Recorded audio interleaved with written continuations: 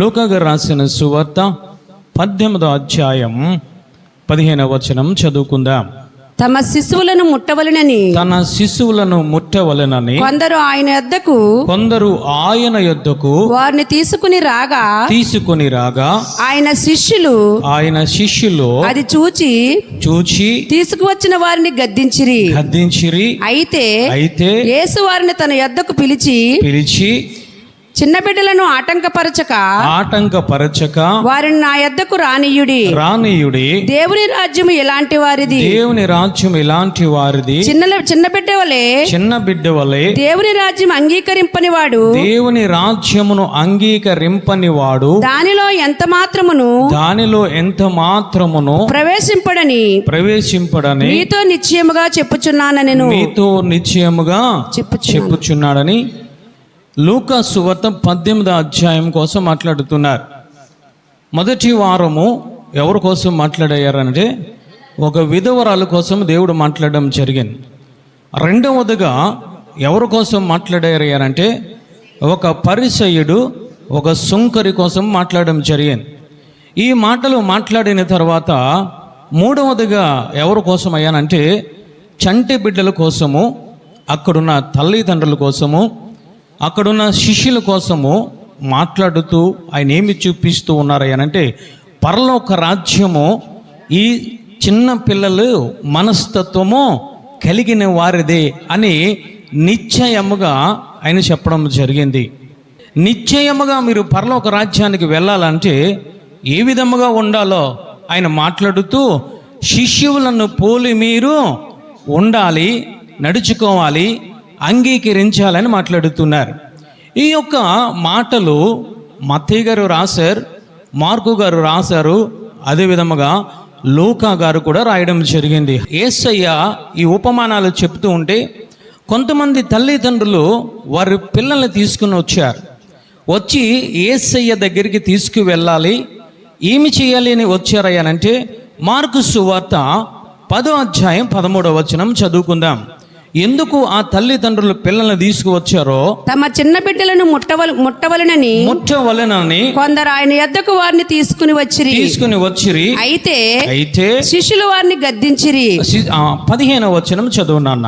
చిన్న బిడ్డల వలె దేవుని రాజ్యం అంగీకరింపని వాడు అందులో ఎంత మాత్రము ప్రవేశింపడని మీతో నిశ్చయముగా చెప్పుచున్నానని చెప్పి ఆ బిడ్డలను ఎత్తి కౌగిలించుకొని వారి మీద చేతులుంచి ఆశీర్వదించిన. హల్లెలూయా. ఎందుకోసము ఆ తల్లిదండ్రులు తీసుకొచ్చారంటే యేసయ్య ప్రార్థన చేస్తారని, యేసయ్య వారి తల మీద చెయ్యి పెట్టి ప్రార్థించి ఆశీర్వదిస్తారని ఆ తల్లిదండ్రులు యేసయ్య దగ్గరికి తీసుకువచ్చారు. ఈరోజు నీకు కూడా చంటి బిడ్డలు ఉంటూ ఉన్నారు, నాకు కూడా చంటి బిడ్డలు ఉంటూ ఉన్నారు, యవనస్తులు ఉంటూ ఉన్నారు. యేసయ్య దగ్గరికి తీసుకురాగలుగుతున్నామా? మనకు మనం పరీక్షించుకోవాలి. తీసుకురాగలుగుతున్నామా? తీసుకొని వస్తూ ఉన్నామా?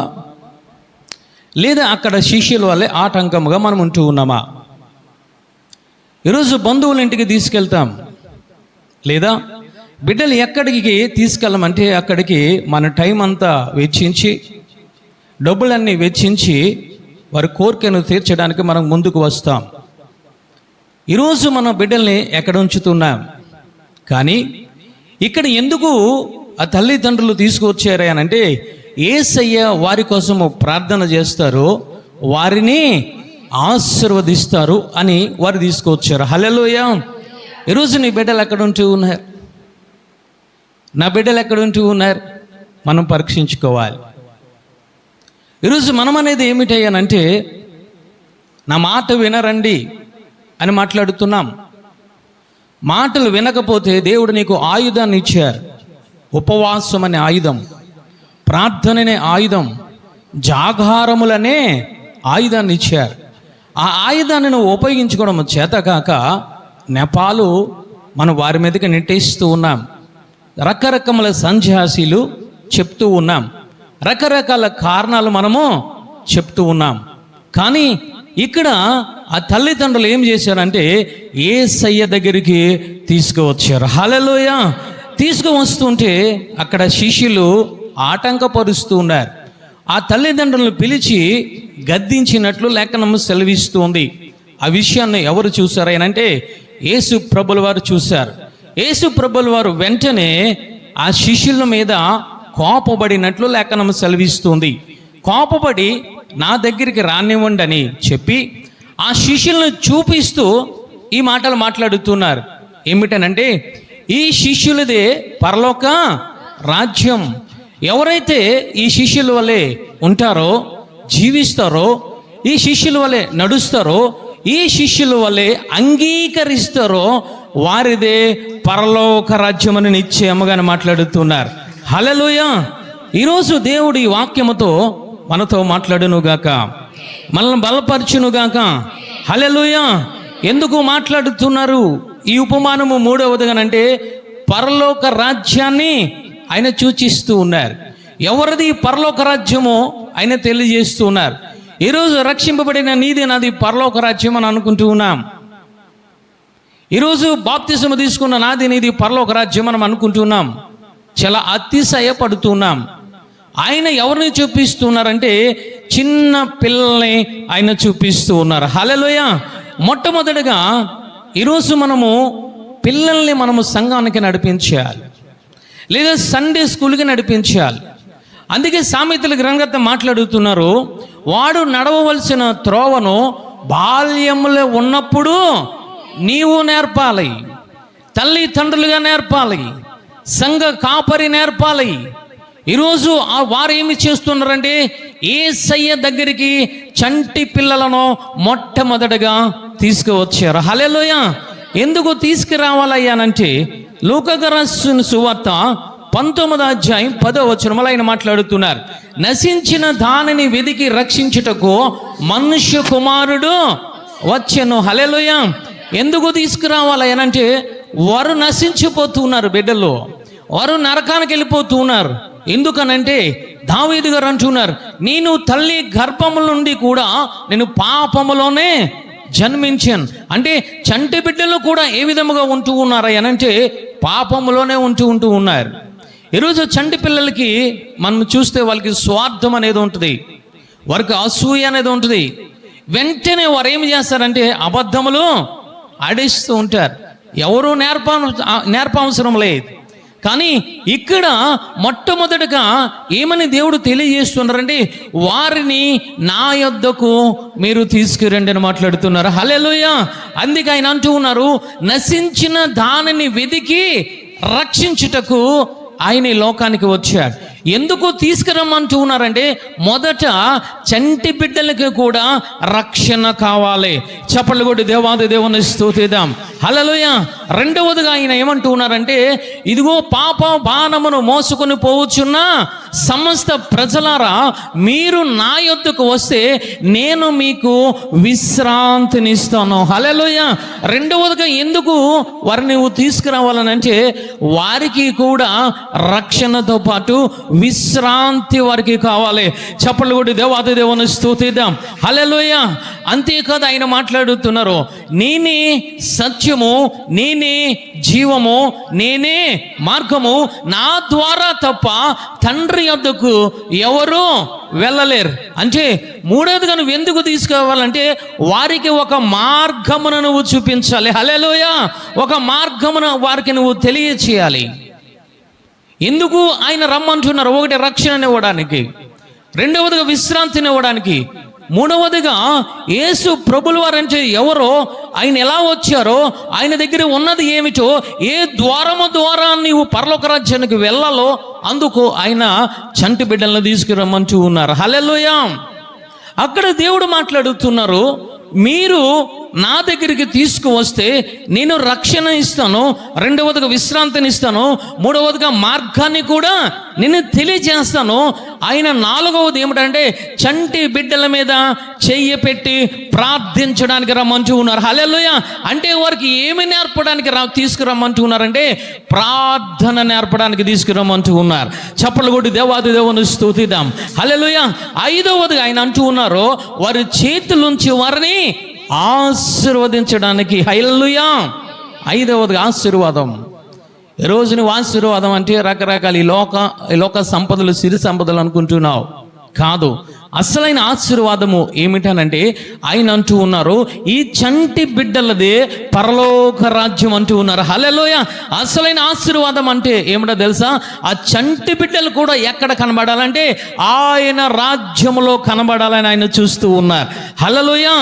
ఈరోజు మనం ఏమి చేస్తూ ఉన్నాం? ఈరోజు అలాంటి బిడ్డలు మనం తీసుకొస్తూ ఉన్నామా? బర్త్డేలో వస్తే సంఘానికి తీసుకురాము, కానీ పార్కులకి తీసుకెళ్తాం. బర్త్డే వస్తే హోటల్కి తీసుకువెళ్తాం.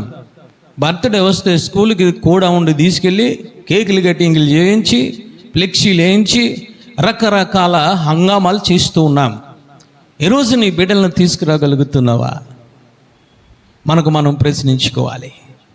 ఎందుకు ఆ తల్లిదండ్రులు తీసుకువస్తున్నారా అంటే వారికి రక్షణ కావాలి, వారికి విశ్రాంతి కావాలి, వారికి మార్గం అనేది తెలియచేయాలి, వారికి ప్రార్థన అనేది తెలియచేయాలి. అసలైన ఆశీర్వాదం అంటే ఎక్కడుందో వారికి తెలియచేయడానికి నువ్వు తీసుకురావాలి. ఎందుకు తీసుకొస్తున్నావు? ఎందుకు తీసుకురాగలుగుతున్నావు? జ్వరం వస్తే తీసుకొస్తున్నావు యాజకుల దగ్గరికి, కష్టం వస్తే తీసుకొస్తున్నావు, దురాత్మలు పడితే తీసుకొస్తున్నావు. అది నేను తప్పు అనడం లేదు. ప్రార్థన ద్వారా సమస్తము సాధ్యము. హల్లెలూయా. దానికన్నా నువ్వు ఎందుకు తీసుకురావాలి దేవుని దగ్గరికి అంటే అసలైన ఆశీర్వాదము ఈ భూమి మీద కాదు, అసలైన ఆశీర్వాదము పరలోక రాజ్యంలో మనము యుగయుగములు ఆయన సన్నిధిలో గడపడమే ఆశీర్వాదము. నువ్వు తెలియచేయాలి. రహాబు వేశ్య పనికిరాని స్థితిలో ఉంది, పలికి మాలిన పనులు చేస్తూ ఉంది రహాబు. కానీ దేవుణ్ణి తెలుసుకున్న తర్వాత కుటుంబమును దేవుని సన్నిధిలోనికి తీసుకువచ్చింది. హల్లెలూయా. అంటుంది ఆమె, నా అన్నలు, నా అక్కలు, నా తల్లిదండ్రులు సంగతి ఏమిటి? వారి పరిస్థితి ఏమిటి? నేను దేవుని తెలుసుకున్నాను, ఈ శాపకరమైన ఈ అగ్నిగుండంలో కాలిపోతూ ఉన్నాను, ఈ శపితమైన జీవితంలో ఉంటూ ఉన్నాను, ఈ ఎరుకో పట్టణంలో ఉంటూ ఉన్నాను. నేను కాలిపోవడానికి కానీ, కత్తివాత పడడానికి కానీ, నేను కానీ, నా కుటుంబ సభ్యులు కానీ ఉండడానికి వీలేదని చెప్పి కుటుంబాన్ని రక్షించుకుంది. ఈరోజు ఎందుకు తీసుకొస్తున్నావు నీ బిడ్డలే? తీసుకురాగలుగుతున్నావా తల్లి? అంతేకాదు, ఇశ్రాయేలు చిన్నది నయమానును ఎక్కడ నిలబెట్టిందో తెలుసా? ఈ యాజకుడు దగ్గర నిలబెట్టింది. హల్లెలూయా. షోమురోను పట్టణము దగ్గర నిలబెట్టింది. చిన్నది ఎవరు నేర్పారు? యాజకుడు నేర్పారు. ఎవరు నేర్పారు? తల్లిదండ్రులు నేర్పారు. ఎవరు నేర్పారు? ఆ యొక్క షోమురోను పట్టణములో ఉన్న సంఘ సభ్యులు నేర్పారు. ఈరోజు నీ బిడ్డలకి ఏమి చేస్తున్నావు? ఏమి నేర్పుతున్నావు? తీసుకురాగలుగుతున్నావా? రక్షణ అంటే ఏమిటో చెప్పగలుగుతున్నావా? ప్రార్థన అంటే ఏమిటో చెప్పగలుగుతున్నావా? అసలైన ఆశీర్వాదం అంటే ఏమిటో చెప్పగలుగుతున్నావా? ఇశ్రాయేలు చిన్నదానికి తెలిసింది, వేశ్య అనే రహాబుకు తెలిసింది. కొర్నేలి అన్యుడు, ప్రార్థన తప్ప ఏమీ తెలీదు. కానీ కుటుంబాన్ని దేవుని సన్నిధి దగ్గరికి తీసుకువచ్చాడు. కుటుంబాన్నే కాదు, పనివారిని కూడా తీసుకువచ్చాడు. పనివారినే కాదు, ఆ గ్రామంలో ఉన్న రక్త సంబంధులందరినీ తీసుకువచ్చాడు. సువార్తను ప్రకటించాడు. పరిశుద్ధాత్మను పొందుకునే విధముగా ఆయన వాతావరణాన్ని కల్పించాడు. యాజకుడు పాదముల దగ్గర పెట్టారు. ఈరోజు తీసుకురాగలుగుతున్నావు? అన్ని బిడ్డలను తీసుకురాగలుగుతున్నావా? ఈరోజు తీసుకురాకపోతే దేవుడు నిన్ను గద్దిస్తాడు. జాగ్రత్త. ఈరోజు నువ్వు అనుకుంటున్నావు సంతోషం, సమాధానం ఉందనుకుంటున్నావు. దేవుడు రెండవ రాకడలు నీకు ప్రశ్న వేస్తాడు. రెండవ రాకడలు అడుగుతాడు. అందుకే దేవుడు ఏమి చేశాడో తెలుసా? నరుడు ఒంటరిగా ఉండడము ఆయనకు ఇష్టము లేదు. కుటుంబాన్ని కట్టాడు. కుటుంబము కట్టిన తర్వాత ఆదాము అవుతాం అని మాట్లాడుతున్నారు. మీరు అభివృద్ధి చెందండి, ఫలించండి. కుటుంబం అంతా ఎక్కడ ఉండాలో తెలుసా? పరలోక రాజ్యములో ఉండాలి. హల్లెలూయా. ఈరోజు నీ యొక్క బిడ్డలు ఎక్కడ ఉంటూ ఉన్నారు? ఎక్కడ ఉండగలుగుతూ ఉన్నారు తల్లి? ఎప్పుడైనా ప్రార్థన చేసావా? ఎప్పుడైనా కన్నీరు గార్చావా? ఎప్పుడైనా ప్రయత్నం చేసావా? అయ్యో నా బిడ్డలు నశించిపోతూ ఉన్నారు, సంఘములో ఉండాలి. అయ్యో నా బిడ్డలు పాడైపోతూ ఉన్నారు, యాజకుడి దగ్గరికి తీసుకువెళ్ళాలి. అయ్యో నా బిడ్డలు ఇదిగో లోకములో తిరుగుతూ ఉన్నారు, ఆ పాపములో పొర్లుతూ ఉన్నారు, ఆ శాపములో ఉంటూ ఉన్నారు. అయ్యో దేవుని సన్నిధి దగ్గరికి ఇదిగో వాక్యము వినిపించడానికి, రక్షణ అంటే ఏంటో తెలియచేయడానికి, మోకరించడానికి, ఆత్మ అంటే ఏమిటో తెలియచేయడానికి, అసలైన ఆశీర్వాదం ఏమిటో తెలియచేయడానికి ఎప్పుడైనా ప్రయత్నం చేసావా? ప్రయత్నం చేయడం లేదు ఈరోజు మనం. అందుకే అక్కడున్న ప్రజలతోనే కాదు, దేవుడు ఈరోజు మనతో కూడా మాట్లాడుతున్నాడు. మొట్టమొదటిగా ఏమి చేయాలనంటే, నీకు ఎవరైతే బిడ్డలు ఉంటూ ఉన్నారో, నీకు ఎవరైతే నీ కుటుంబాన్ని దేవాది దేవుడు నీకు ఇచ్చాడో, ఎవరైతే రక్త సంబంధులు నీకు ఇచ్చాడో, ఎవరైతే మీ ఇంటి పేర్ల వారు ఇచ్చారో, ఎవరైతే మీ వీధిలో వారు ఇచ్చారో, అందరికి నువ్వేమి చేయాలో తెలుసా? సువార్తను ప్రకటించాలి. హల్లెలూయా. ఇశ్రాయేలు చిన్నది సువార్తను ప్రకటించింది, రహాబు సువార్తను ప్రకటించింది. కొర్నేలికి ఆ సువార్తను ఏ విధంగా ప్రకటించాలో చేత కాకపోతే పేతురును తీసుకొచ్చి సువార్తను ప్రకటించాడో.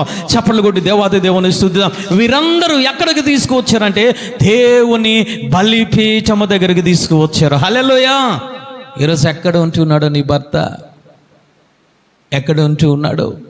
చెప్పగలుగుతున్నావా? మాట్లాడగలుగుతున్నావా? దేవుని విషయాల్లో దేవుని సువార్తను చెప్పగలుగుతున్నావా? వారు వినకపోతే మోకాళ్ళు నీకు దేవుడు ఇచ్చాడే, చక్కటి నోరునిచ్చాడే, చక్కటి ఆత్మనిచ్చాడే. అబ్బా తండ్రి అంటే ఆయన పలికే దేవుడే. ఎక్కడ ఇద్దరు ముగ్గురు ఆయన నామంలో ప్రార్థన చేస్తే ఆయన వచ్చి ఆలకిస్తానంటూ ఉన్నాడే. ఏమి చేస్తూ ఉన్నావు? గాలికి వదిలేస్తూ ఉన్నావు. నాకెందుకులే అనుకుంటూ ఉన్నావేమో. దేవుడు లెక్క అడుగుతాడు తల్లి. రెండవదిగా ఏమి చేశారంటే, ఆ శిష్యులు ఏమంటూ ఉన్నారు అనంటే, మీరు దేవుని దగ్గరికి వెళ్ళొద్దు అని ఆటంకపరుస్తూ ఉన్నారు. ఈరోజు ఒక ఆటంకముగా ఈరోజు నువ్వు ఉంటూ ఉన్నావా నీ కుటుంబంలో? ఈరోజు నీ భర్త రాకపోవడానికి గల కారణం నువ్వే అనుకో. నీ నోటి మాటే, నీ కంటి చూపే, నీ ప్రవర్తనే. నేను మన సంఘంలో ఒక బిడ్డను నేను అడిగాను, అయ్యా ఎందుకు రావడం లేదు సంఘానికంటే ఆయన చెప్పిన సమాధానం ఏమిటో తెలుసా?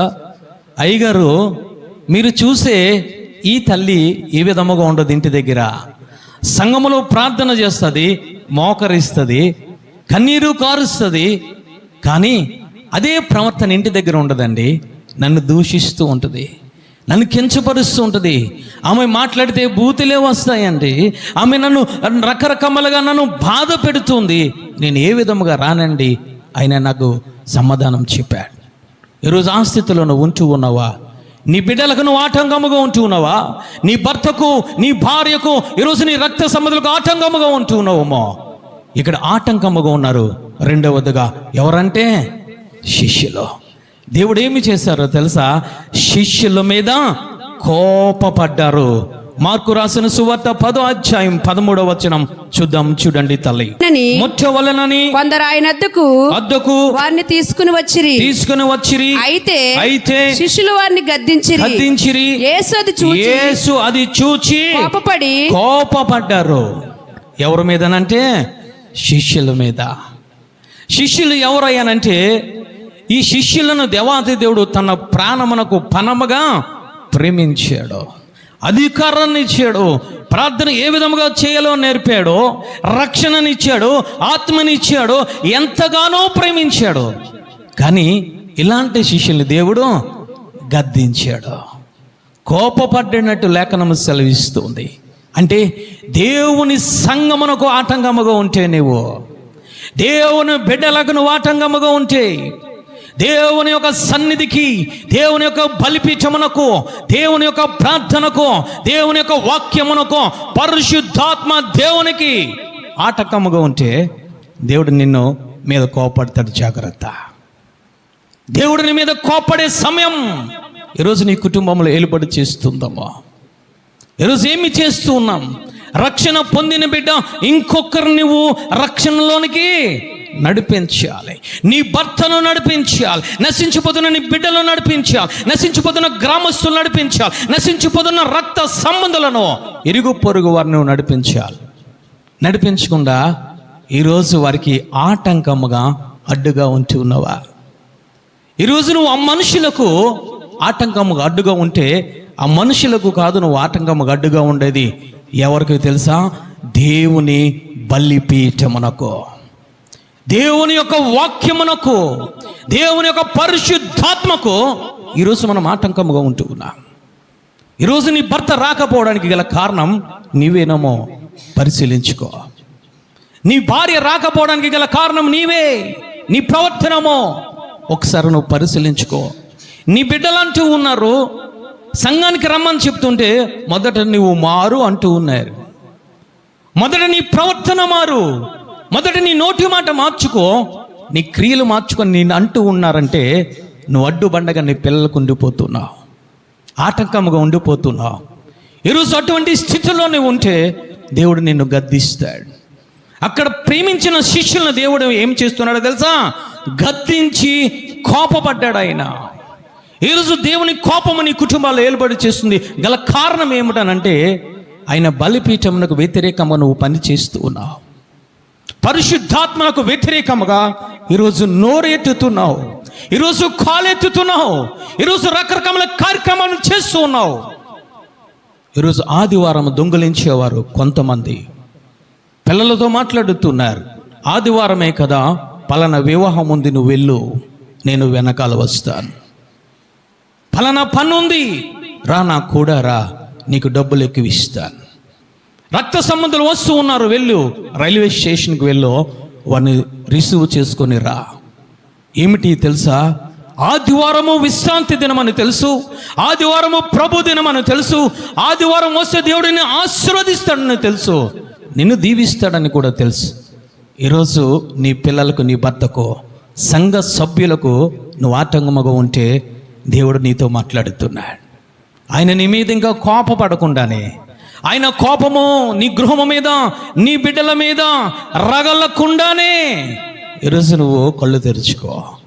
శిష్యుల్ని దేవాతి దేవుడు ఏమి చేశారంటే మొదటగా కోపపడ్డారు. ఈరోజు ఆ కోపము నీ మీదకు వస్తుందేమో సరి చేసుకో.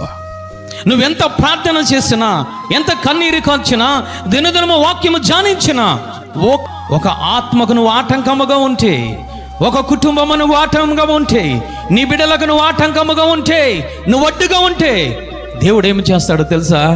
నిన్ను, నీ మీద కోపపడతాడు. జాగ్రత్త, జాగ్రత్త. ఈరోజు దేవుడు సంఘముతో మాట్లాడుతున్నాడు. అయినా నీ నోటి మాట ద్వారా ఆటంకముగా ఉంటున్నావా? నీ ప్రవర్తన ద్వారా ఆటంకముగా ఉంటున్నావా? నీ క్రియల ద్వారా ఆటంకముగా ఉంటున్నావేమో.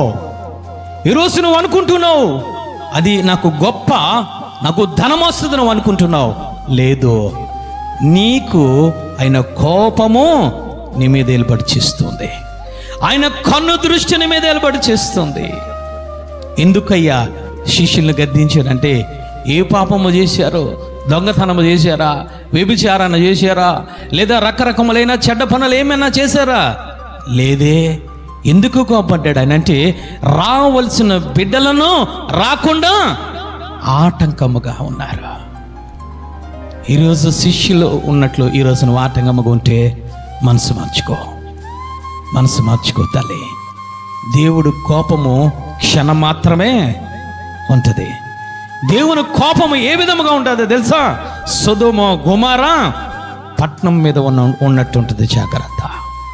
దేవుని కోపము ఆ యొక్క నోవహు కాలములో జల ప్రళయం అన్నట్టు ఉంటుంది. కొట్టుకుపోతావు, అగ్ని చేత కాల్చబడతావు. జాగ్రత్త. ఆయన శిష్యుల్ని గద్దించాడు, కోపపడ్డాడు. రెండవదిగా ఏమిటి? ఆటంకముగా ఉన్న వారికి ఏమి కలుగుతుంది అని అంటే మత్తయి రాసిన సువార్త 18వ అధ్యాయం 7వ వచనం చూద్దాం, చూడండి తల్లి. అభ్యంతరముల వలన లోకమునకు శ్రమ అభ్యంతరములు రాక తప్పవు గాని ఎవని వలన అభ్యంతరములు వచ్చును ఆ మనుషునికి శ్రమ. ఎందుకు ఆయన మాట్లాడుతున్నారంటే 6వ వచనం చదువు నాన్న. 6వ వచనం, నాయందు విశ్వాసముంచు ఈ చిన్నవారిలో ఒకనిని అభ్యంతర పరుచువాడెవడో వాడు మెడకు పెద్ద తిరుగుట రాయి కట్టబడిన మిక్కిలి లోతైన సముద్రములో ముంచి వేయబడుట వానికి మేలు. చిన్న పిల్లల్ని ఆటంగా భరిస్తే 2వదిగా అంటూ ఉన్నారు, వారికి శ్రమ. ఎవరైతే ఆటంకముగా ఉంటూ ఉన్నారో ఆ మనుషులకు శ్రమ. ఈరోజు ప్రార్థన ఎందుకు చేస్తున్నాం అంటే ఈ శ్రమలు పోగొట్టుకోవడానికి, ఈ బాధలు పోగొట్టుకోవడానికి, నాకు శాంతి కావాలి, సమాధానము కావాలని ఈరోజు సంఘానికి ఎందుకు వస్తున్నామయ్యానంటే శ్రమలలో నుంచి దేవుడు పైకి ఎత్తడానికి మనం వస్తున్నాం. హల్లెలూయా.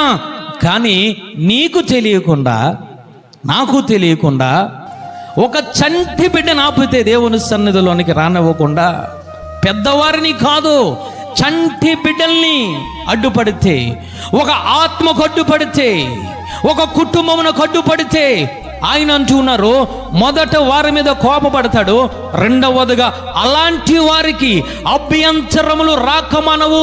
ఏ మనిషి ద్వారా ఒక చిన్న పిల్లవాడికి సహితము ఆటంకము వస్తుందో బలిపీఠము దగ్గరికి రావడానికి, మందిరము దగ్గరికి రావడానికి, ప్రార్థనకు రావడానికి ఆటంకముగా ఉంటే అలాంటి వారికి శ్రమ. ఈరోజు నువ్వు ఎక్కడ ఉన్నావు జ్ఞాపకం చేసుకో. ఏమిటి శ్రమ అనంటే ఒక సముద్రమును చూపిస్తూ ఉన్నారు, ఆటంకమైన వ్యక్తిని, ఆటంకమైన కుటుంబాన్ని చూపిస్తూ ఉన్నారు. ఆ కుటుంబమునకు, ఆ ఆత్మకు, ఆ మనుషుడికి ఏమి చేయాలంటే మెడకు పెద్ద రాయి కట్టి ఎక్కడ వదులుతాడట? సముద్రములు వదిలేస్తాడు. అంటే అంధకారములోకి వెళ్ళిపోతాడు మనిషి. అంటే సముద్రము దేనికి సూచన తెలుసా? లోకమునకు సూచన. లోకములో ఎవరు ఉంటారనంటే సాతానుడు, గర్జించే సాతానుడు ఉంటూ ఉన్నాడు. అంటే ఒక ఆత్మకు అడ్డంకముగా, ఆటంకముగా ఉంటే ఆయన ఏమి చేస్తారో తెలుసా?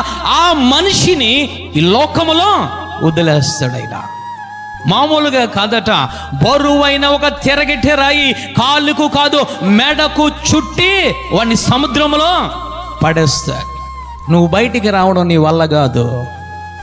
నువ్వెన్ని ప్రార్థన చేసినా, నువ్వెంత కన్నీరు ఉన్నా, ఎంత కన్నీరు కాచినా నువ్వు గోజడన పైకి రావడానికి నీ వల్ల కాదు. ఈరోజు ఆటంకముగా ఉంటూ ఉన్నావా? ఈరోజు ఒక సంఘములో ఉన్న బిడ్డ మానేయడానికి కారణము నువ్వేమో.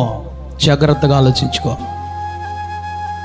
ఆటంకముగా ఉంటే నువ్వు ప్రార్థనా పరుడవే, నువ్వు రక్షించబడిన బిడ్డవే, నువ్వు ఆత్మను పొందుకున్న బిడ్డే. నిన్ను చూసి నీ భర్త పరిగెట్టుకొని సంఘానికి రావాలి, నిన్ను చూసి నీ బిడ్డలు రావాలి, నిన్ను చూసి నీ గ్రామస్తులు రావాలి, నిన్ను చూసి నీ రక్త సంబంధులు రావాలి. రాకుండా ఆటంకముగా ఉంటే నీ క్రియల వల్ల మొదట అలాంటి వారి మీద ఆయన కోపపడతారు. 2వదిగా అలాంటి వారికి శ్రమ. ఈ శ్రమలు మనం వర్ణించలేము. ఏమిటి శ్రమ? మొదట కుటుంబంలో చీకటి ఏలుబడి చేస్తుంది. 2వదిగా కుటుంబంలో శాంతి సమాధానం అనేది ఉండదు, నెమ్మది అనేది ఉండదు, ఆరోగ్యం అనేది ఉండదు. ఎందుకయ్యానంటే దేవుడే సాక్షాత్తు సాతానుడుకు అప్పగించాడు. ఈరోజు ఎక్కడ ఉంటున్నావు? ఎక్కడ ఉండగలుగుతున్నావు? ఏమిటి సముద్రం అనంటే, ఒకప్పుడు నువ్వెక్కడ ఉన్నావు, నేను ఎక్కడ ఉన్నానంటే సముద్రంలో జీవిస్తూ ఉన్నాం, ఈ లోకంలో జీవిస్తున్నాం. దేవుడు నిన్ను నన్ను ఏమి చేశాడంటే, నీ నా పాపములను తుడిచివేసి ఆయన రక్తధారలో కడిగి నిన్నెక్కడ తీసుకువచ్చాడంటే సంఘములోనికి నాటాడు. చప్పలు కొట్టి దేవాది దేవుని స్తుతిద్దాం. సంఘములో ఉన్న బిడ్డ ఇంకొకరిని సంఘములోనికి నడిపించాలి. నీ భర్తను నడిపించాలి, నీ భార్యను నడిపించాలి, నీ బిడ్డలను నడిపించాలి. నడిపించకుండా అడ్డంగా ఉంటే ఒకటి ఆయన కోపపడతారు, రెండవది వారికి శ్రమ. అంటే లోకములో ఆయన పడవేస్తాడు, సముద్రములో పడవేస్తాడు. బరువైన తిరగటి రాయి కడితే ఒక మనిషి ఎక్కడికి వెళ్ళిపోతాడంటే అట్టడుగు అంధకారములోనికి వెళ్ళిపోతాడు. అంటే దేవుడే నిన్ను పాపానికి అప్పచెప్పేస్తాడు. జాగ్రత్త. నువ్వు ఏ పాపమునైతే వదిలేవో ఆ పాపములోనికి నువ్వు మరలా వెళ్ళిపోతావు. ఈరోజు రక్షింపబడిన బిడ్డలు తాగుడు మానేశారు, మరలా తాగుతున్నారంటే. ఈరోజు వ్యభిచారాన్ని మానేశారు, మరలా వ్యభిచారం చేస్తున్నామంటే. లంచాలు తీసుకోవడం మానేసావు, ఇప్పుడు లంచాలు తీసుకుంటున్నావు. అన్యాయం అక్రమం మానేసావు, ఇప్పుడు అన్యాయం అక్రమం నువ్వు అదుపు లేకుండా చేస్తున్నావంటే. దేవుడు నిన్ను తిరగటరాయి కట్టేశాడు. ఎందుకనంటే ఆటంకంగా ఉంటున్నావు. ఆయన ప్రార్థనకో, వాక్యమునకో, ఆత్మకో ఆటంకముగా ఉంటే ఆయన ఏమి చేస్తారయ్యానంటే, ఒకటి ఆయన కోపపడే దేవుడు, రెండవదిగా శ్రమ. అలాంటి వారికి శ్రమను మాట్లాడుతున్నారు. యోనాతో మాట్లాడుతున్నారు. యోనా నశించిపోతున్నారు నినివే ప్రజలు, వెళ్ళి వారికి సువార్తను ప్రకటించు నాన్న, ప్రకటించి నశించిపోతున్నారు వారు. వారికి మీదకి అగ్నిగంధకములు కురవబోతున్నాయి. నా కోపమును వారు చవి చూస్తారు, నా ఉగ్రతను చవి చూస్తారు. వారి జీవితంలో పాపమే ఏలుబడి చూస్తుంది.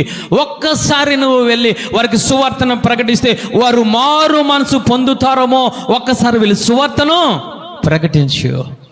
ప్రకటించమంటే సొంత ఆలోచన ప్రకారంగా నిలివే వెళ్లకుండా తర్షీషుకు పారిపోతూ ఉన్నాడు. ఆటంకము నిలివే ప్రజలకు ఆ యొక్క యోనా ఆటంకముగా ఉన్నాడు. వెంటనే దేవుడు ఏం చేశారంటే సముద్రములో పడవేశాడు. అందుకే యోనా మాట్లాడింది ఏమిటో తెలుసా? అయ్యా, అంధకారములోని నుండి ప్రార్థన చేస్తూ ఉన్నాను, నేను ఎక్కడున్నానో నాకు తెలియడం లేదయ్యా. ఒక్కసారి నేను పడవేయమని నాకు తెలుసు, ఇప్పుడు నేను ఎక్కడున్నానో నాకు తెలియదు. ఎందుకు శ్రమ, ఎందుకు కష్టము, ఎందుకు వేదన, ఎందుకు కన్నీరు? మొదట దేవుడు సమయాన్ని ఇస్తూ ఉంటాడు. సమయాన్ని ఇచ్చాడు. ఎందుకు తెలుసా? గాలి తుఫానులను రేపాడు. అప్పుడైనా యోనా తెలుసుకుంటాడమో, అప్పుడైనా బయటికి వస్తాడమో, అప్పుడైనా సువార్తను ప్రకటించడానికి తన మనసును మార్చుకొని తర్షీషు వెళ్ళకుండా నినివేకి వెళ్తాడమో అని దేవుడు సమయాన్ని ఇచ్చాడు. సమయాన్ని కూడా లెక్క చేయలేదు. ఇలాగే ఉంటుంది అనుకున్నాడు, కిందకు వెళ్ళి నిద్రపోయాడు. దేవుడు చీటిని రేపాడు. యోనా మీదకి చీటి వచ్చింది, ఎత్తి సముద్రంలో పాడవేమని చెప్తున్నాడు. ఈరోజు నువ్వు ఎక్కడ ఉన్నావు? నువ్వు దేవుని చేతుల్లో ఉన్నావు. ఇప్పుడు నువ్వు అడ్డుగా ఉంటే, ఆటంకముగా ఉంటే, ఆయన బలిపీఠములకు వేరే బలిపీఠము నువ్వు కడితే, ఆ సంగమునకు వేరే సంగముడి నువ్వు కడితే, కొర్రహు అబిరాను దాతాము వలె ఎక్కడికి వెళ్ళిపోయారో తెలుసా? అగ్ని గంధకములోనికే వెళ్ళిపోయారు. ఈరోజు మనం ఏ విధముగా మనం ఉంటున్నాం? యోనా ఏమి చేస్తారంటే పశ్చాత్తాపపడి, ప్రభువా నన్ను ఒక్కసారి క్షమించమంటే దేవుడు ఎక్కడ నిలబెట్టాడో తెలుసా? సముద్రపు ఒడ్డున నిలబెట్టాడు. చప్పలు కొట్టి దేవాది దేవుని స్తుతిద్దాం. హల్లెలూయా. ఆయన వాక్యమును కట్టు తగిలితే, ఆయన ఆత్మ కట్టు తగిలితే శిష్యులనే కాదు, ప్రవక్తలనే కాదు, ఎవరిని కూడా ఆయన లెక్క చేయడు. చప్పలు కొట్టి దేవాది దేవుని స్తుతిద్దాం. ఈరోజు ఏ విధముగా ఉంటున్నాం మనం? నీ బిడ్డకు నువ్వు అడ్డుగా ఉంటూ ఉన్నావేమో, మనసు మార్చుకో. నీ సంఘములో కుటుంబాలకు అడ్డుగా ఉంటున్నావా? విశ్వాసులకు అడ్డుగా ఉంటున్నావా? నీ భర్తకు, నీ రక్త సంబంధాలను అడ్డుగా ఉంటూ ఉన్నావేమో. దేవుడు నీకు వాక్యాన్ని బోధిస్తూ ఉన్నాడు. యోనా వలె మనసును మార్చుకుంటావని, ఇక్కడ శిష్యుల వలె మనసు మార్చుకొని అడ్డు తగలకుండా నీవే వారిని నడిపిస్తావని. చప్పలు కొట్టి దేవాది దేవుని స్తుతిద్దాం. హల్లెలూయా. అడ్డుగా ఉన్నారు శిష్యులు. మొదట వారిని ఏమి చేశాడయ్యానంటే వారి మీద కోపపడ్డారు. రెండవదిగా అంటూ ఉన్నారు, ఎవరైతే అడ్డుగా ఉంటారో వారికి శ్రమ. మూడవది ఏమిటో ఒకసారి మనం చూద్దాం. 1 దెస్సలోనికి పత్రిక 2వ అధ్యాయం 16వ వచనం చదువుకుందాం. ఆ యూదులు తమ పాపములను ఎల్లప్పుడూ సంపూర్తి చేయుటకై ప్రభువైన యేసును ప్రవక్తలను చంపి మమ్మల్ని హింసించి అండర్లైన్ చేసుకోండి, అన్యజనులు రక్షణ పొందుటకై వారితో మేము మాట్లాడకుండా మమ్మును ఆటంకపరచుచు దేవునికి ఇష్టలు కాని వారును మనుషులందరికీ విరోధులై ఉన్నారు. దేవుని ఉగ్రత తుదమట్టుకు వారి మీదకి వచ్చును. అపోస్తలుడైన పౌలు గారు అంటూ ఉన్నారు, నేను అన్యులకు సువార్తను ప్రకటించడానికి వెళ్తూ ఉంటే మీరు నాకు ఆటంకముగా ఉంటూ ఉన్నారు, నాకు అడ్డు తగులుతున్నారు, వారితో మాట్లాడడానికి అవకాశం నాకు ఇవ్వడం లేదు సువార్తను ప్రకటించడానికి అని మాట్లాడుతూ ఆయన ఏమంటూ ఉన్నారంటే, మీరు ఆటంకముగా ఉంటే, మీరు అడ్డుగా ఉంటే, నన్ను ఆటంకపరిస్తే, నేను చెప్పే సువార్తకు మీరు అడ్డుగా ఉంటే అలాంటి వారి మీదకి ఏమొస్తుందట? ఉగ్రత, దేవుని ఉగ్రత. మూడవదిగా ఆయన మాట్లాడుతున్నారు, ఆటంకముగా అడ్డుగా ఉంటే మూడోది ఏమిటో తెలుసా? దేవుని ఉగ్రత. దేవుని ఉగ్రత. మనుషులు కోపము కాదు, మనుషులు గద్దింపు కాదు, మనుషులు పెట్టే శ్రమ కాదు. ఒక ఆత్మకు ఇంకొక ఆత్మకు నీవు అడ్డుగా ఆటంకముగా ఉంటే మొదట ఆయన మీద కోపపడతారు, రెండవదిగా ఆయన నిన్ను శ్రమ పెడతారు, మూడవదిగా ఉగ్రత పాలు చేస్తారు. కొర్రాహు, అబ్రాము, దాతానుల మీదకి ఏమి వచ్చింది అని అంటే దేవుని యొక్క ఉగ్రత. గల కారణం ఏమిటి అనంటే మందసము కోర్రాహు, అబిరాను, దాతలు విషయంలో ఆగిపోయింది. మందసం కొన్న రోజులుగా, కొన్ని దినాలుగా, కొన్ని నెలలుగా మందసం ఆగిపోయింది అక్కడ. కారణం ఏమిటి? మోషేకు, కోరహు, అబిరాను, దాతలకు వాదోపవాదాలు జరుగుతున్నాయి. దేవుడు కలుగ చేసుకున్నాడు, అయ్యో మందసము కదలాలి, మందసము కానాను వైపుకి వెళ్ళాలి. ఎవరు ఈ కారణమని దేవాది దేవుడు కలుగ చేసుకుంటే కోరహు, అబిరాము, దాతానులు కనబడ్డారు. మందసము మీ వల్ల ఆగిపోయింది, మీరందరూ కూడా ఒకవైపుకి వచ్చానని మోషేతో ఆజ్ఞాపించాడో. చప్పలు కూడా దేవాది దేవుని స్తుతిద్దాం. దేవుడు ఏమి చేశాడో తెలుసా? ఎవరు అడ్డుగా ఉన్నారో మందసమునకు, ఎవరు దేవుని సంగమునకు అడ్డుగా ఉంటూ ఉన్నారో, ఎవరు కానాను నడిచే బిడ్డలకు అడ్డుగా ఆటంకంగా ఉంటూ ఉన్నారో, కొర్రాహు, అబిరాము, దాతాల మీదకి దేవుని ఉగ్రత. ఈరోజు ఆటంకంగా ఉంటున్నావా? నీ క్రియలను బట్టి, నీ నోటి మాట బట్టి, నీ చూపులను బట్టి, నీ నడతలను బట్టి ఆటంకముగా ఉంటూ ఉన్నావేమో, జాగ్రత్త.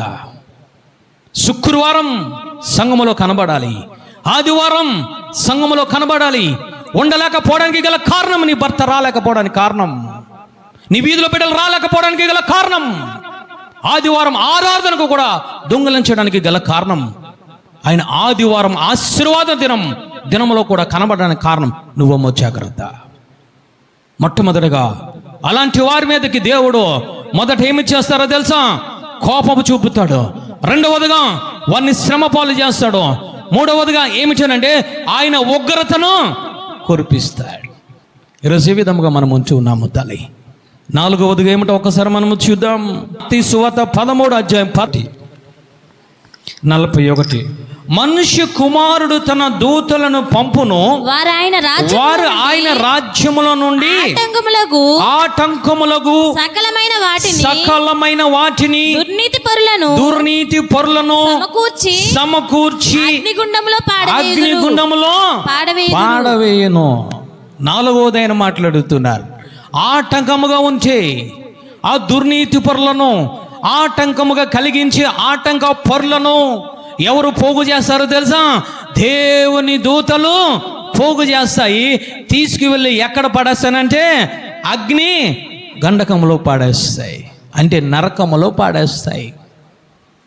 ఈరోజు మనం ఏ విధముగా మనం ఉంటూ ఉన్నాం?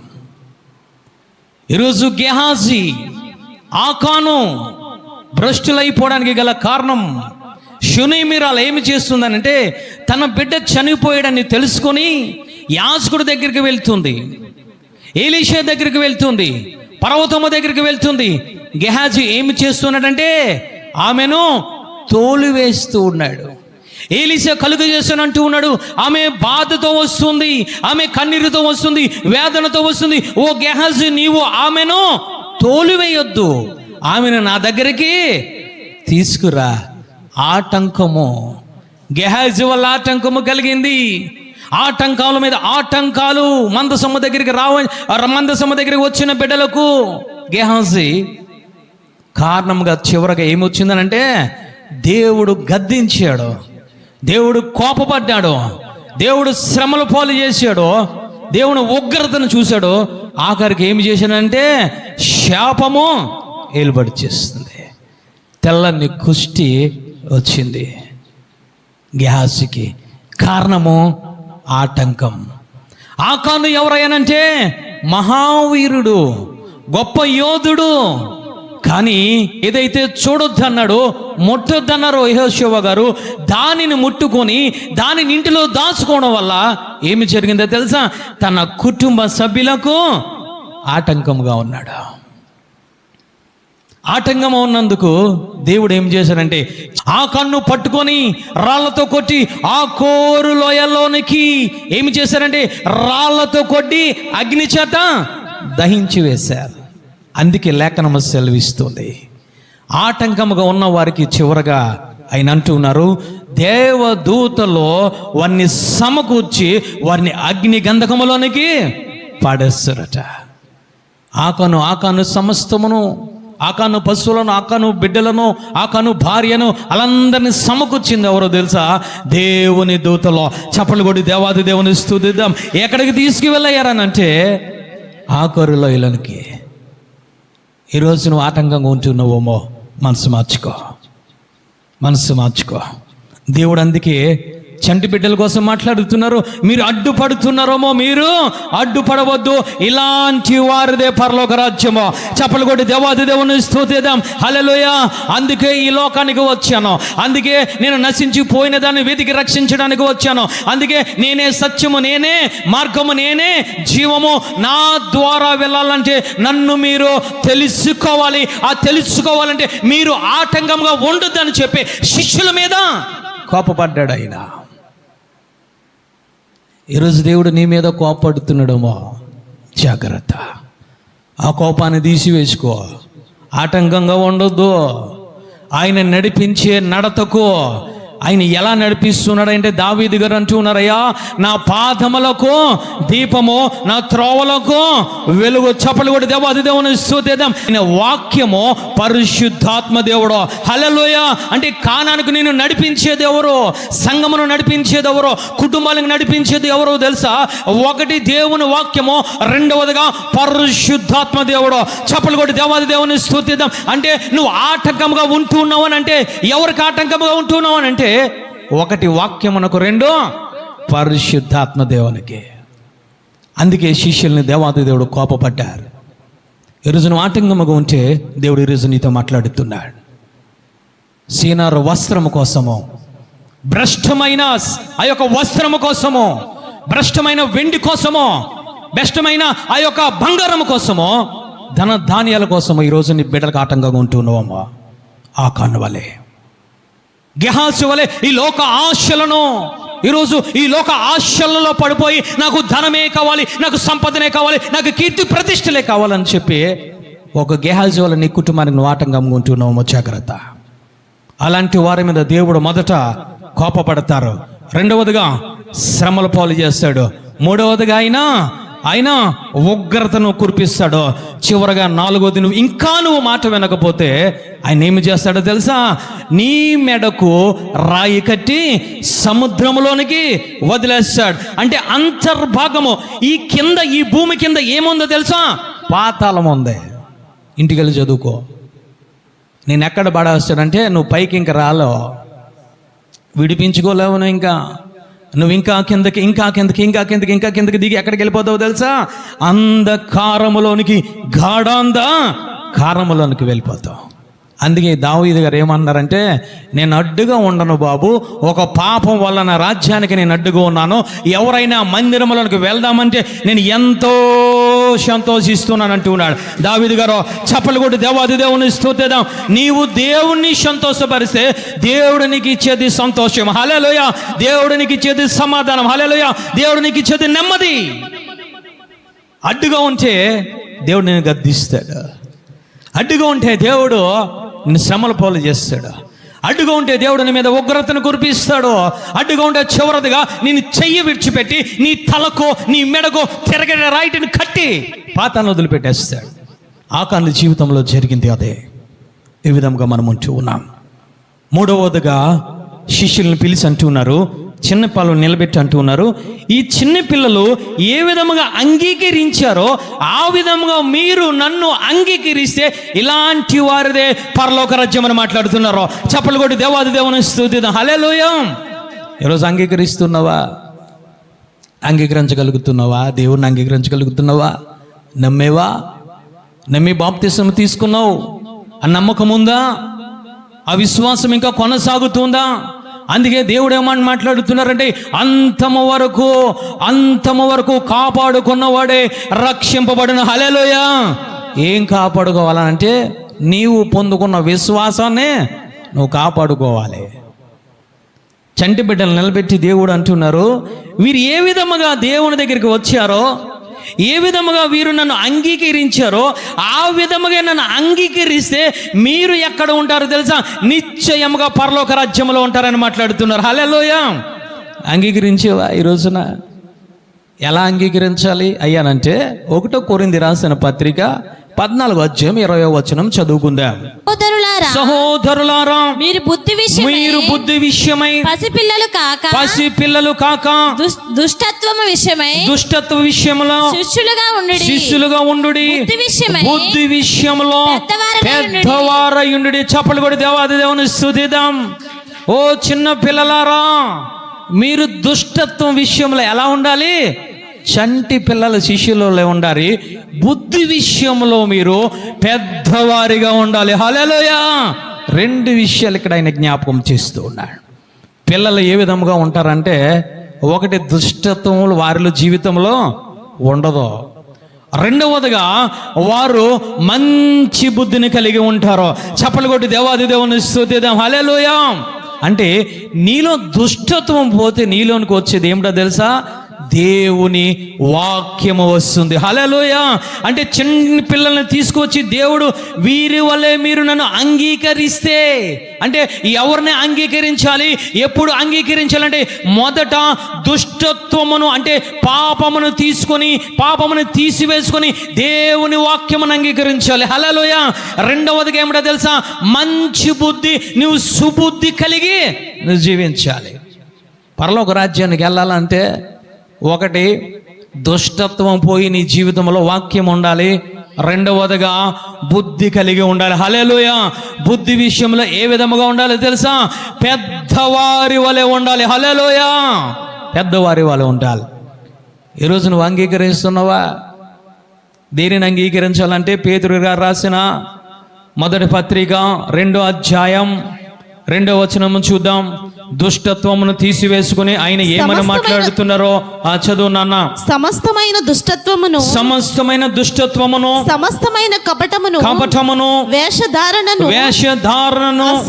అసూయను సమస్త దూషణ మాటలను మాని కొత్తగా జన్మించిన శిశువులను పోలిన వారై నిర్మలమైన వాక్యమును పాల వలన రక్షణ విషయంలో ఎదుగు నిమిత్తము ఆ పాలను అపేక్షించుడు. చప్పలు కొడి దేవాది దేవుని స్తుతిద్దాం. హల్లెలూయా. నువ్వు ఆయన వాక్యాన్ని నువ్వు అంగీకరించాలంటే ఆయన వాక్యం ఎలాంటిదంటే నిర్మలమైనది, నిర్మలమైన పాల వంటిదని మాట్లాడుతున్నారు. ఈరోజు స్త్రీలందరికీ తెలుసు పాలు ఎలాంటివో. నువ్వు సరిగా పాత్రను శుభ్రం చేయకుండా ఆ పాలు దాంట్లో పోస్తే ఏమవుతుంది అనంటే అది ఇరిగిపోద్ది, దాని గుణాన్ని కోల్పోద్ది. ఎందుకు పనికిరాదు? ఆ పాలని బయట పారవేయడం తప్ప ఎందుకు పనికిరాదు. పాలు మంచివే, కానీ పాలు ఇరిగిపోవడానికి గల కారణం పాత్ర మంచిది కాదు. అంటే ఆ పాత్రలో పాలు పోయాలనంటే, ఆ పాలు త్రాగడం వల్ల నీకు శక్తి బలము కావాలనంటే నీవు ఏమి చేయాలో తెలుసా? ఆ పాత్రను శుభ్రముగా పరిశుద్ధపరచాలి. బయటే కాదు, బయటే కాకుండా లోపల కూడా నువ్వు పరిశుద్ధపరచాలి. హల్లెలూయా! చాలా నీట్గా ఉంచాలి. అందుకైనా మాట్లాడుతున్నారు. ఆ పాలు నువ్వు తాగాలనంటే, నీ శక్తి రావాలి, బలం రావాలనంటే మొదట ఏం చేయాలంటే నీ హృదయం అనే పాత్రను పరిశుద్ధపరచుకోవాలి. ఏమి ఉన్నాయి హృదయములో అయ్యానంటే, ఆయన అంటూ ఉన్నారు, సమస్తమైన దుష్టత్వమును, సమస్తమైన కపటమును, వేషధారణను, అసూయను, సమస్త దోషణ మాటలు మానే అంటే తీసివేయాలి. నువ్వు తీసివేస్తే దేవుని దృష్టికి ఎలా కనబడతావు అంటే చంటి పిల్లవాడు వలె కనబడతావు. హల్లెలూయా! ఆ చంటి పిల్లవాడు స్వచ్ఛమైన పాలు తాగితే వాడు ఏం చేస్తాడో తెలుసా? దినదినము ఎదుగుతూ ఉంటాడు. హల్లెలూయా! దినదినము కూడా బలము పొందుకుంటూ ఉంటాడు. హల్లెలూయా! ఈ బలము పొందుకొని, ఈ శక్తిని పొందుకొని ఏమి చేస్తాడో తెలుసా? నడుస్తూ ఉంటాడు. హల్లెలూయా! పరిగెడుతూ ఉంటాడు. హల్లెలూయా! మోకరిస్తూ ఉంటాడు. హల్లెలూయా! 2 చేతులు ఎత్తుతూ ఉంటాడు. ఎందుకు శిష్యులను చూపిస్తున్నాడు ఆయనంటే, నీవు అంగీకరించాలి. ఎవరిని? వాక్యాన్ని అంగీకరించాలి. వాక్యాన్ని అంగీకరించాలంటే సమస్త దుష్టత్వము నీలో ఉండడానికి వీలులేదు, కపటము నీలో ఉండడానికి వీలులేదు, అసూయ నీలో ఉండడానికి వీలులేదు. మరి ఏముండాలని అంటే నీ పాత్ర శుభ్రముగా ఉండాలి. హల్లెలూయా! శుభ్రముగా ఉన్నప్పుడు వాక్యము నువ్వు త్రాగుతూ ఉంటావు, వాక్యాన్ని వింటూ ఉంటావు. అప్పుడు నువ్వు శక్తిని పొందుకుంటావు. అప్పుడు నువ్వు పసి పిల్లవాడుగా ఉండవు, నువ్వు పెద్దవాడిగా ఉంటావు. హల్లెలూయా! నువ్వు పెద్దవాడిగా అయిపోతే నీ బుద్ధి మారిపోద్ది. నీలో దుష్ట బుద్ధి ఉండదు, ఇంకా కపటమైన బుద్ధి ఉండదు, అసూయ బుద్ధి ఉండదు, సమస్తమైన కపటమైన మాటలో, దోషమైన మాటలో ఉండవు. ఏముంటుందో తెలుసు? రెండవదిగా పెద్దవారి వల్లే బుద్ధి కలిగి ఉండాలని మాట్లాడుతున్నారు. హల్లెలూయా! ఏం అంగీకరించాలి? మొదట వాక్యాన్ని అంగీకరించాలి. శిష్యులు దేవాతి దేవుడు, శిష్యులకి దేవుడు చెప్తున్నాడు ఏమిటో తెలుసా? ఆ పిల్లలు నిలబెట్టి వీరు నన్ను అంగీకరించారు. హల్లెలూయా! ఏ విధముగా అంగీకరించారో తెలుసా? వీరిలో దుష్టత్వం లేదు, వీరిలో కపటము లేదు, వీరిలో అసూయ లేదు, వీరిలో సమస్తం ఏ దోషము లేదు. ఇప్పుడు వీరు నన్ను అంగీకరించారో మీరు కూడా అలాగా అంగీకరించాలని మాట్లాడుతున్నారు. హల్లెలూయా! అంగీకరిస్తున్నావా? కపటాన్ని పెట్టేసుకుంటున్నాం. ఆడి మీద ఈడి మీద చాడీలు, పనికిరాని మాటలో, ఆడి మీద ఈడి మీద చాడీలు, ఆడి మీద కోపం, అసూయ. ఒక కుటుంబం అయితే ఇంకొక కుటుంబంకు పడడం లేదు, ఒక విశ్వాసికి ఇంకొక విశ్వాసికి పడడం లేదు. నేను త్రాగేస్తున్నానండి పాలు, బుద్ధి సరిలేదు, స్వస్థ బుద్ధి లేదు, స్థిరమైన బుద్ధి లేదు, నిభ్రమైన బుద్ధి రావడం లేదు. ఈ రోజున పాలు త్రాగేస్తున్నాం, వాక్యాన్ని వినేస్తున్నాం, వాక్యము పని చేయడం లేదు. కుటుంబాల్లో వాక్యము వల్ల శక్తి రావడం లేదు. పాలు ఇరిగిపోయినట్లు ఈరోజు వాక్యం నీ జీవితంలో శక్తినివ్వాలి, బలాన్ని ఇవ్వాలి. నీ వెదుగుతూ ఏమి చేయాలో తెలుసా? ఈ కపటమును, ఈ ద్వేషమును, ఈ అసూయను, ఈ పగను తీసివేసి నువ్వు పెద్దవాడిగా అయిపోతూ నీ బుద్ధిలో స్థిరమైన బుద్ధి కనబడాలి, నిబ్బరమైన బుద్ధి కనబడాలి, స్వస్థ బుద్ధి కనబడాలి. కనబడుతుందా? శిష్యులే బుద్ధి సరలేదు. ఒక బిడ్డ, చండి బిడ్డలు దేవుని దగ్గరికి వస్తుంటే వీరి బుద్ధి ఎలా లేదు, సరిలేదు. అసూయ, కపటం, దోషణ మాటలు, గద్దిస్తున్నారు. వచ్చిన తల్లిదండ్రులను గద్దిస్తున్నారు శిష్యులు, ఆటంకము. అందుకే దేవుడు మాట్లాడుతున్నారు, చంటి బిడ్డల వల్లే మీరు మారిపోతే అలాంటి వారిదే రక్షణ, అలాంటి వారిదే పరలోక రాజ్యం అంటూ ఉన్నారు. చప్పలు కొట్టి దేవాది దేవుని స్తుతిద్దాం. హల్లెలూయా! రెండవదిగా అంటూ ఉన్నారు, బుద్ధి కలిగి ఉండాలి. పెద్దవారి వలె బుద్ధి కలిగి ఉండాలి. బుద్ధి అంటే ఏమిటి అని అంటే పేతురు గారు అంటూ ఉన్నారు, మీ విరోధి అయిన సాతానుడు గర్జించు సింహం వలె ఉంటూ ఉన్నారు. కాబట్టి మీరు నిబ్బరమైన బుద్ధి కలిగి మెలకువగా ఉండి ప్రార్థన చేయండి అని మాట్లాడుతున్నారు. హల్లెలూయా! నిబ్బరమైన బుద్ధి అంటే ఏమిటనంటే నువ్వు మెలకువగా ఉంటావు. పాపం నీ చుట్టూ తిరుగుతూ ఉంటుంది, సాతాను నీ చుట్టూ తిరుగుతూ ఉంటుంది, కానీ సాతానులో నువ్వు పడిపోవు. ఎందుకనంటే నువ్వెప్పుడు పరిశుద్ధంగా ఉంటూ ఉన్నావు. హల్లెలూయా.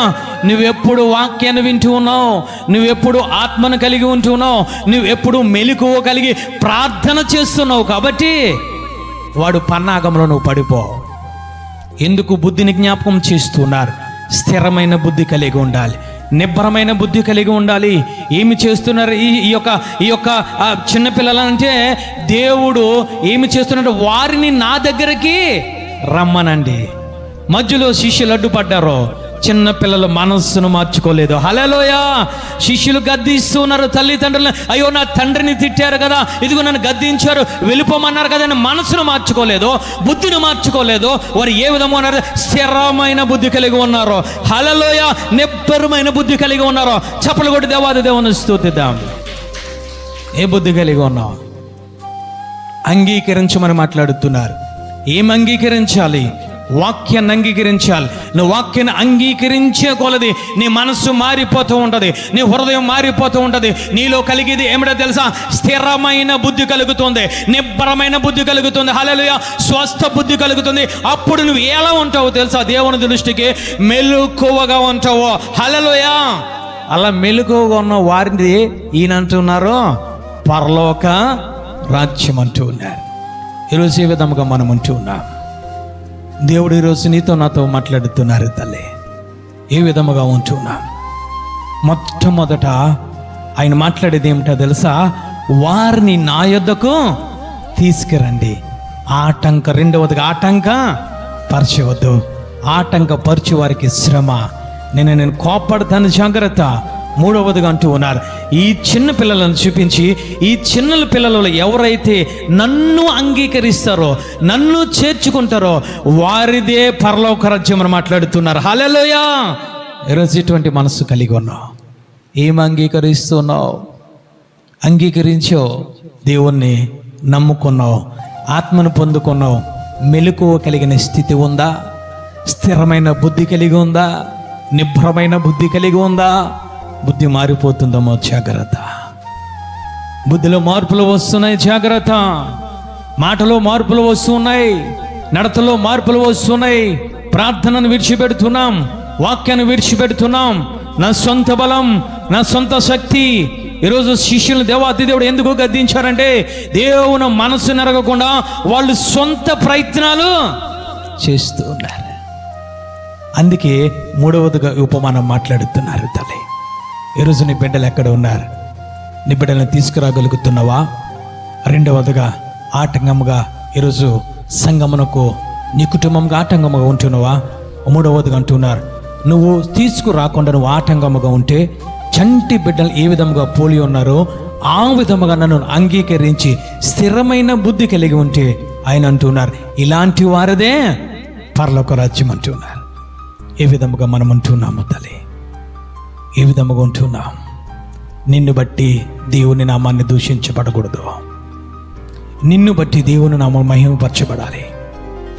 రకరకాల వేషాలు వేస్తూ ఉంటే, రకరకాల కార్యక్రమాలు చేస్తూ ఉంటే, రకరకాలుగా మాట్లాడుతూ ఉంటే, రకరకముల బుద్ధిని కలిగి ఉంటే బయట ప్రజలు ఏమనుకుంటారో తెలుసా? వారి చేస్తే లేదా నేను చేస్తే వచ్చిందా? దాన్ని బట్టి దేవుని బలిపీఠము ఆగిపోతుంది. దానిని బట్టి దేవుని బలిపీఠముకు వ్యతిరేకంగా నువ్వు ఉంటూ ఉన్నావేమో. దేవునికి బలిపీఠముగా ఉన్నారు యోనా, దేవుడు విడిచిపెట్టలేదు. దేవునికి బలిపీఠముగా కొర్ర హాబిరాను దాతానులో ఉన్నారు, విడిచిపెట్టలేదు. దేవునికి బలిపీఠముకు వ్యతిరేకంగా ప్రేమించిన శిష్యులు కనబడుతున్నారు. 12 మంది శిష్యుల మీద దేవుడు ఏం చేశారు? కోపపడ్డారు. ఈరోజు కోపం నీ జీవితంలో ఉందా? దేవుని కోపం సరిచేసుకో. అందరూ లేచి నిలబడి ప్రార్థన చేసుకుందాం. మూడవదిగా దేవుడు మాట్లాడుతున్నారు, చంటి పిల్లలు నా దగ్గరికి రానివ్వండి, ఆటంకపరచవద్దు. ఎలాంటి వారిదే పరలోక రాజ్యం. చంటి పిల్లలు ఏ విధముగా ఉంటున్నారు అంటే వారి జీవితంలో అసూయ లేదు, వారి జీవితంలో దుష్టత్వం లేదు, వారి జీవితంలో రకమైన దోషుల మాటలు లేవు. వారి జీవితంలో పగలేదు తల్లి. చిన్న పిల్లలు ఎవ్వరికీ ఆటంకము లేరు తల్లి. దేవుని మనస్సును కలిగి ఉన్నారు. ఈరోజు ఏ విధముగా మనం ఉంటూ ఉన్నాము తల్లి. దేవుడు పిలుస్తున్నాడు. ఆయన సిలువల నుంచి నిన్ను పిలుస్తూ ఉన్నాడు. ఆయన రక్తము అందరికీ సమానముగా పంచడానికి, ఆయన రక్తపు దారుల ద్వారా అందరిని పరిశుద్ధపరచడానికి ఆయన పిలుస్తూ ఉన్నాడు. నేనే సత్యము, నేనే జీవము, నేనే మార్గమని మాట్లాడుతున్నారు. ఆ మార్గంలో నీవు ఉన్నావా? ఆ మార్గంలో నీవు ఉంటే ఆ మార్గాన్ని నీ బిడ్డలకు చూపిస్తావు. ఆ మార్గంలో నీవు ఉంటే నీ గ్రామస్తులకు చూపిస్తావు. ఈరోజు ఆటంకముగా నీ మాటలు ఉంటున్నాయా? నీ జీవితం ఉంటుందా? నువ్వు చేసే పనులు కనబడుతున్నాయేమో జాగ్రత్త నాన్న. నశించిన పోయిన దానిని వెతికి రక్షించడానికి మనుష్య కుమారుడి లోకంలోనికి వచ్చాడు తల్లి. నశించిన పోయిన దానిని ఆయన వెతుకుతూ ఉంటే నీ క్రియలను బట్టి, నీ మాటలను బట్టి అడ్డుగా ఆటంకంగా నువ్వు ఉంటూ ఉన్నావేమో తల్లి. ఇది చిన్న విషయం అనుకుంటున్నావేమో నీ జీవితంలో. లేదు, ఇది నీ జీవితంలో చిన్న విషయం కావచ్చు. దేవుని విషయంలో కోపపడే విషయం, దేవుడు గద్దించే విషయం ఇది. దేవుడు శ్రమలు పాలు కలగజేసే విషయం ఇది. దేవుని యొక్క ఉగ్రత వచ్చే యొక్క విషయం ఇది. నీ మెడకు తిరగరాయి కట్టి సముద్రంలో పడవేసి అంత ఉగ్రత ఇదే. అడ్డుగా ఉంటున్నావా? అడ్డుగా ఉంటున్నావు అనే బిడ్డలకు సరిచేసుకో. దేవుడు పిలుస్తూ ఉంటే ఈరోజు నువ్వు అడ్డుపడిపోతూ ఉన్నావు. దేవుని ఆత్మను ఈరోజు నువ్వు కించపరుస్తున్నావు. దేవుడు మాట్లాడుతున్నారు, సర్వజనుల మీదకి అంత్యకాల దినములను ఆత్మను కొమ్మరిస్తాను. ఆయన వాగ్దానాన్ని ఇస్తూ ఉంటే ఆయన వాగ్దానమునకు అడ్డుపడుతున్నావా? ఆయనకు ఆత్మకు అడ్డుపడుతున్నావా? ఆయన బలిపీఠమునకు అడ్డుపడుతున్నావేమో? జాగ్రత్త. దుష్టత్వను మానివేసేయి, దోషణ మాటలు మానివేసేయి, అసూయను మానివేసేయి, పగను మానివేసేయి తల్లి. దేవుడు ఈరోజు శిష్యులను గద్దించినట్లు, శిష్యుల మీద కోపపడినట్లు ఈరోజు నువ్వు కోపపడకుండానే ఒక యోనా వలె మనసును మార్చుకుంటే దేవుడు నిన్ను రక్షించే దేవుడు తల్లి. నీ కుటుంబాన్ని నిలబెట్టే దేవుడు తల్లి. ఈరోజు నీకు నువ్వు పరీక్షించుకో. నేను పరిశుద్ధురాలు, నేను ప్రార్థన చేస్తున్నావు, మంచిదే. నేను సంఘములో ఉంటున్నాను, ఆత్మను పొందుకున్నాను, మంచిదే. సంఘానికి పరిచర్య చేస్తున్నాను, మంచిదే.